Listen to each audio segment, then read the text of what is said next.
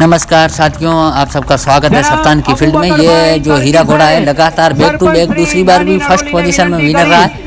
तो इनके जो मालिक है और सबसे ज़्यादा घोड़ों पर ध्यान देते हैं कादिर भाई पठान, जो सकूर पठान के लड़के हैं। तो उनका ही घोड़ा था और बालोतरा में ये सबसे महंगा घोड़ा खरीदा था और यहाँ आके 30 वाली स्पीड रेस में घोड़े ने भाग लिया और बैक टू बैक ये दूसरी बार विजेता रहे। अबू बकर तर्की ने ट्रॉफी और शील्ड देकर सम्मानित किया। गाइस, इस घोड़े की कैसी चाल है और कैसा बहुत शानदार चल रहा है, तो वीडियो में एंड तक जरूर देखें। Like and subscribe and share जरूर करें। थैंक यू, धन्यवाद।